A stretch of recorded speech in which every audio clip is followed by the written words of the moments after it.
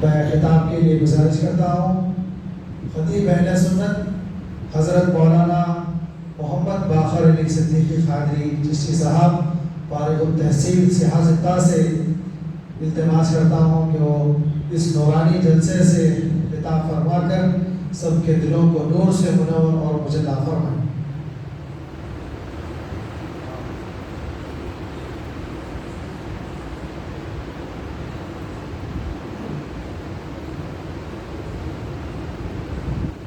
السلام علیکم ورحمۃ اللہ وبرکاتہ۔ الحمدللہ رب العالمین والصلاة والسلام علی سید الاولین والآخرین نبی الانبیاء والمرسلین وعلی آلہ واصحابہ ومن تبعهم بإحسان إلی یوم الدین، اما بعد۔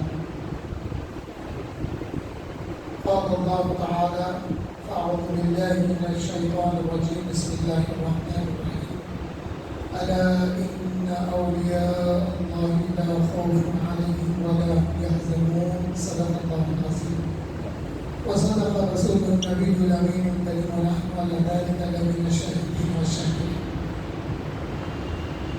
الحدیث القدسی عن رسول اللہ صلی اللہ علیہ وسلم، من عاد لی ولیا فقد آذنته بالحرب، اور کما قال اللہ تعالی وقال رسول اللہ صلی اللہ علیہ وسلم، چون محمد درمیان انبیاء، غوث اعظم درمیان اولیاء، اور پیران پیر محبوب سبحانی خطب ربانی شیخ عبد القادر جیلانی رضی اللہ عنہ نے فرمایا، افلت شموس الاولین وشمسنا ابدا علی فلک الاولی لا تغربوا۔ حاضرین محترم، ابھی جس آیت کریمہ کا میں نے شرح تلاوت حاصل کیا ہے، اس کا شان نزول اور اس کی تفسیر یوں ہے۔ حضرت عبداللہ ابن عمر رضی اللہ تعالیٰ عنہ سے روایت ہے، وہ فرماتے ہیں کہ ایک دفعہ رسول اللہ صلی اللہ علیہ وسلم سے پوچھا گیا کہ یا رسول اللہ صلی اللہ علیہ وسلم، اولیاء اللہ کون ہیں؟ اسی آیت جو میں نے آیت شریفات کا شرح تلاوت حاصل کیا، اس کی تفسیر میں پوچھا گیا کہ یا رسول اللہ صلی اللہ علیہ وسلم، اولیاء اللہ کون ہیں؟ حضور اکرم صلی اللہ علیہ وسلم نے ارشاد فرمایا، روز قیامت اللہ کے بندوں میں سے کچھ بندے ایسے ہوں گے جنہیں اللہ جل شانہ ایک مقام عطا کرے گا اور ان پر نور نچھاور کرے گا۔ صحابہ فرماتے ہیں کہ ایک دیہاتی شخص، ایک بوڑھا شخص حضور کے سامنے گھٹنوں کے بل بیٹھ گیا اور وہ شخص پوچھنے لگا، یا رسول اللہ صلی اللہ علیہ وسلم، وہ جن کو ایک قیامت کے دن ایک مقام عطا ہوگا اور جن پر نور نچھاور ہوگا، ان کی صفت کیا ہے یا رسول اللہ، ہمیں بتائیے۔ آقا کریم صلی اللہ علیہ وسلم نے فرمایا، وہ دور دراز سے ہوں گے، دور دراز سے ہوں گے، اور جب وہ کسی سے محبت کریں گے تو وہ اللہ کے لیے محبت کریں گے، اور کسی کی مخالفت کریں گے تو وہ اللہ کے لیے مخالفت کریں گے، اور یہ جن سے محبت رکھتے ہیں ان کے درمیان میں کوئی رشتے کی بنیاد نہیں ہوگی، نہ مال کا دینا دینا ہوگا، یہ محبت رکھیں گے تو اللہ کے لیے اور مخالفت کریں گے تو اللہ کے لیے۔ پھر حضور صلی اللہ علیہ وسلم نے فرمایا، یہ وہ لوگ ہیں جنہیں نہ غم ہے اور نہ ان کو حزن ہے۔ حضور صلی اللہ علیہ وسلم نے فرمایا، ہم الذین لا خوف علیہم ولا هم یحزنون۔ حاضرین محترم، اولیاء کرام کا ذکر قرآن کریم میں بھی ہے، اور حضور صلی اللہ علیہ وسلم نے پچھلی امتوں میں بھی اولیاء کا ذکر فرمایا ہے۔ مختصر سی بات بتا دیتا ہوں۔ حضور صلی اللہ علیہ وسلم نے ایک واقعہ بتایا تھا، آپ نے فرمایا، ممن کان قبلکم، تم سے پہلے ایسا ہوا ہے کہ ایک شخص نے 99 قتل کیا، اس کے بعد میں اس کو احساس گناہ ہوا، ندامت ہوئی، تو وہ شخص اس زمانے کے علماء سے پوچھا تو علماء نے جواب دیا کہ شخص کو 99 قتل کرنے کے بعد اللہ سے معافی کی امید رکھتا ہے؟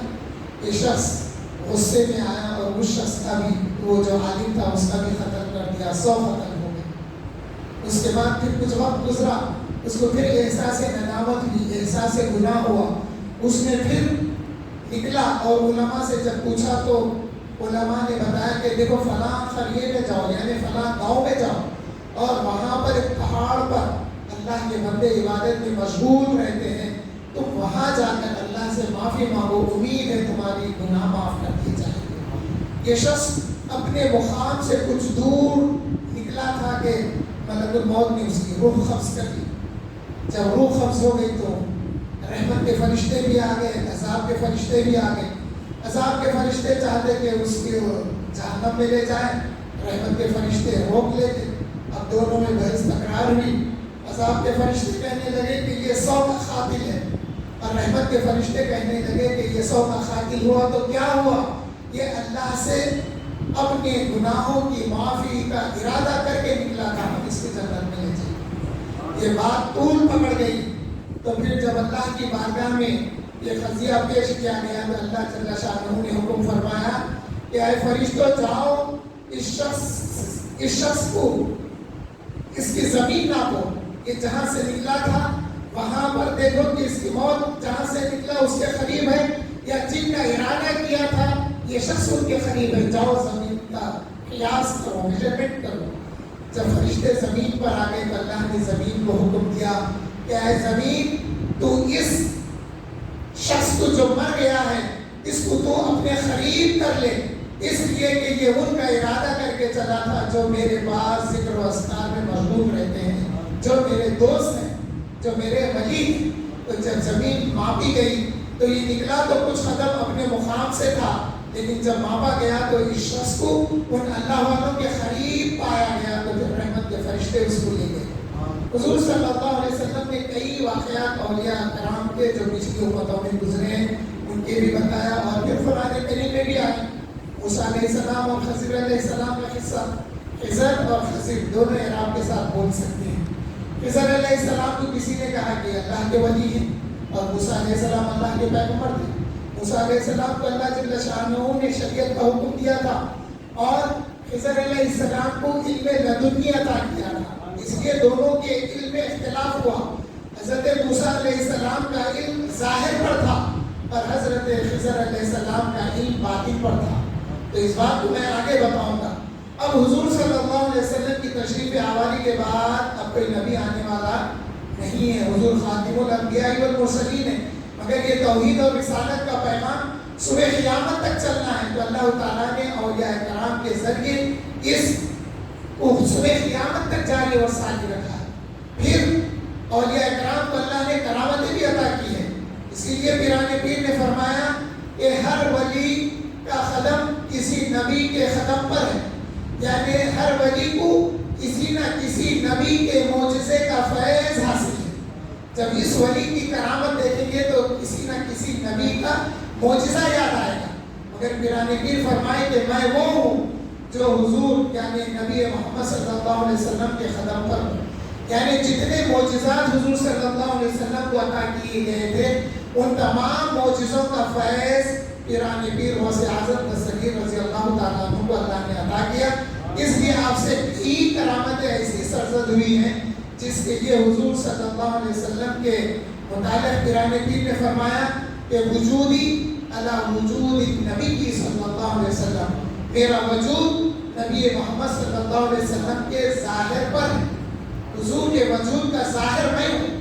تو معلوم یہ ہوا حضور کے وجود کا مظہر پیران پیر غوث اعظم دستگیر رضی اللہ تعالیٰ عنہ ہے، اس لیے آپ سے ایسی کرامتیں سرزد ہوئی ہے جو عقل ہماری حیران رہ جاتی ہے، اور کسی اور ولی میں اس قسم کی کرامتیں ظاہر نہیں ہوتی۔ تو اب آئیے میں بتاتا ہوں کہ جس طرح سے معجزے انبیاء علیہ السلام پہ بکھیر کر اللہ نے تقسیم کر دیے، ان سارے معجزوں کو اللہ نے حضور صلی اللہ علیہ وسلم کی ذات مبارکہ میں رکھ دیا تھا۔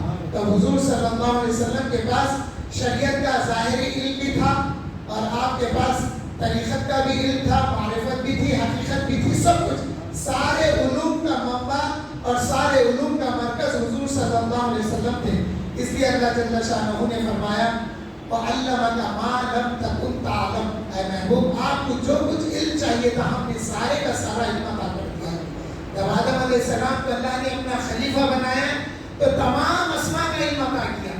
پھر جب فرشتوں سے کہا کہ اے فرشتوں بتاؤ تم کیا جانتے ہو, تو وہ کہنے لگے سبحانک لا علم لنا الا ما علمتنا. اے اللہ پاک ہے تیری ذات مبارکہ, ہم اتنا ہی جانتے ہیں جتنا آپ نے سکھایا ہے.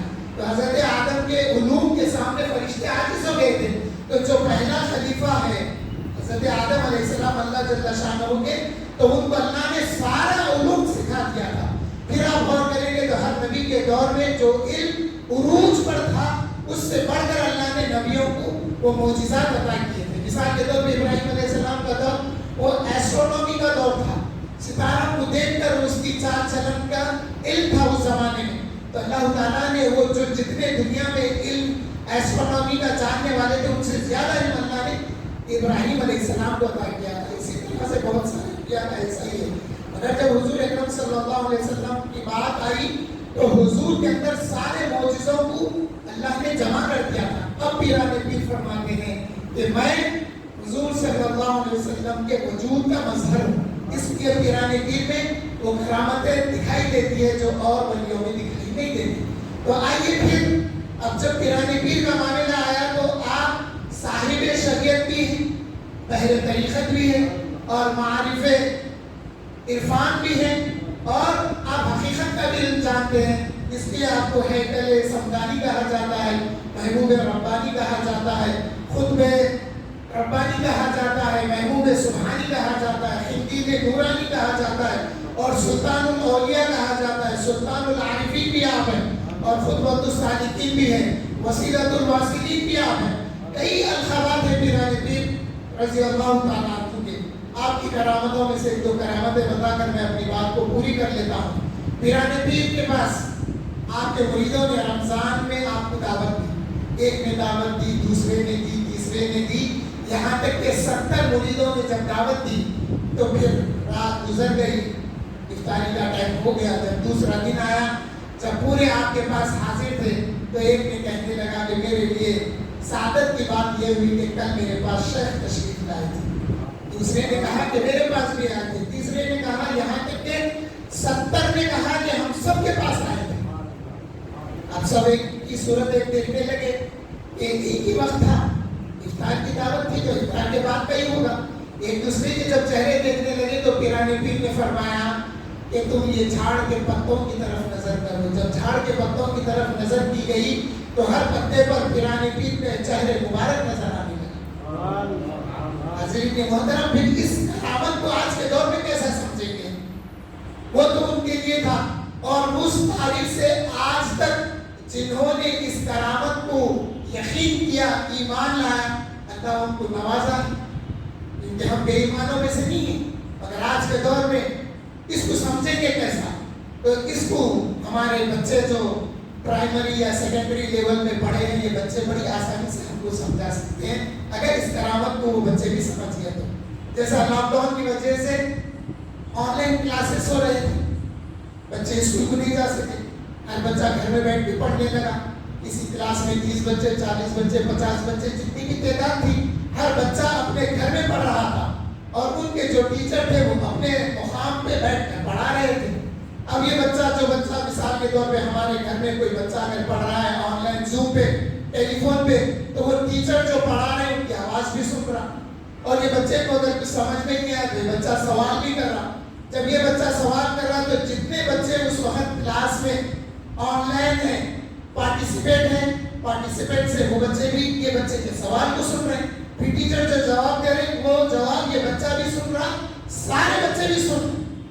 حاضرین کے محترم, آج کے دور میں کرامتوں کو سمجھنے کے لیے بہت آسان ہو گیا ہے. سائنس جتنی ترقی کر رہی ہے ہمارے لیے کرامتوں کو سمجھنا اتنا ہی آسان ہو گیا ہے. ایک دوسری کرامت, پیران پیر نے فرمایا کہ میں ساری دنیا کو اپنے ہاتھ میں رائی کے دانے کے برابر دیکھتا ہوں. ماننے والوں نے اس وقت بھی مانا, آج بھی مانا, لیکن جن کو یقین نہیں آتا وہ لوگ سوال کر کے رہ گئے اور پھر وہ شک و شبے لے کے چلے بھی گئے لوگ دنیا سے. نہیں, آج کا دور پھر جدید ٹیکنالوجی کی طرف بتاتا ہے کہ دیکھیے اگر ہم موبائل موبائل پر گوگل ارتھ اگر نکالیں گے تو ایک دنیا کا گلوب ایک دائرہ نظر آئے گا. اس کو ایسے ایسے کریں گے تو ساؤتھ ایشین کنٹریز دکھیں گے, پھر اس کو بیچ میں کریں گے تو مڈل ایسٹ دکھے گا, پھر اس کو یوں کریں گے تو افریقن کنٹریز, امریکن اسٹیٹس دکھائیں گے. پھر ہم ساؤتھ ایشیا پہ آگے کلک کریں گے, انڈیا کا نقشہ دکھے گا. پھر اس کو کلک کریں گے, وہ بڑھتا بڑھتا تلنگانہ تک آ جائیں گے, اور کلک کریں گے تو اس مسجد تک بھی آ سکتے ہیں. پھر جب ہم اس کو کلوز کر دیں گے تو پھر وہ اتنا سا ہو جائے گا. اصلی کے مطلب یہی نہیں. آخری بات, پیرانے پیر کے پاس ایک شخص چوری کے ارادے سے آیا تھا, مال و دولت چوری کرنے کے ارادے سے. جب وہ مال اکٹھا کیا, مال اکٹھا کرنے کے بعد جب وہ جانا چاہا تو اس کی بینائی سلب کر لی گئی. اب اس کو کدھر سے آیا تھا دکھائی نہیں دے, پریشان ہو گیا, رونے لگا, راستہ تلاش کرنے لگا, راستہ نہیں ملا. پیرانے پیر کے پاس کسی نے آگے کہا کہ فلاں مقام کا ابدال کا انتقال ہو گیا ہے, اس کا ریپلیسمنٹ چاہیے. پیرانے پیر نے فرمایا میرے تخت پہ نیچے ہے, لے کے جاؤ. جب ہم یہ باتیں بتاتے ہیں تو بعض لوگ جن کے دل میں اولیاء کا ادب نہیں ہوتا, وہ لوگ فوری ہمارے لیے زبان بڑی کر کے بولتے ہیں دیکھو ان کے پاس بڑیاں چوٹ ہوتی. میرے بھائی, بات سمجھنے کی ایسی نہیں ہے. بات سمجھنے کی یہ ہے, اگر کوئی دنیا کی لالچ میں پیرانے پیر کے پاس دنیا کا مال لے جانے اگر آیا تھا تو پیرانے پیر نے اس سے اچھا اس کو دین کی دولت عطا کی. اچھے انداز میں سمجھنے کے لیے ساری باتیں ہیں. اعتراض کرنے لگے تو پھر بے ایمانی تک چلے جاتے. اب اس کو آج کے دور میں کیسا سمجھیں گے؟ موبائل ہے, موبائل میں سم کارڈ ہے, سم کارڈ میں اگر کسی بچوں کے پاس گیمز ڈاؤن لوڈ کرے ہوئے ہیں, جو بھی ہیں, اس کو ہم ایک سیکنڈ میں فارمیٹ کر دے سکتے ہیں. ایک سیکنڈ میں فارمیٹ کر کے پھر اس میں قرات کلام پاک بھریے, نعتیں بھریے, اس کے بعد جو چاہے سنیے. تو جب آج کے دور میں, دور جدید میں انسان یہ کر سکتا ہے تو پھر وہ اللہ کے ولی جن کے بارے میں اللہ تعالیٰ فرماتے ہیں ان الذین قالوا ربنا اللہ ثم استقاموا تتنزل علیہم الملائکہ الا تخافوا ولا تحزنوا وابشروا بالجنة التي كنتم توعدون نحن اولیاؤکم فی الحیاة الدنیا وفی الآخرہ. صدق اللہ العظیم وصدق رسوله النبي الأمين الكريم. سبحان ربك رب العزة عما يصفون وسلام على المرسلين والحمد لله رب العالمين.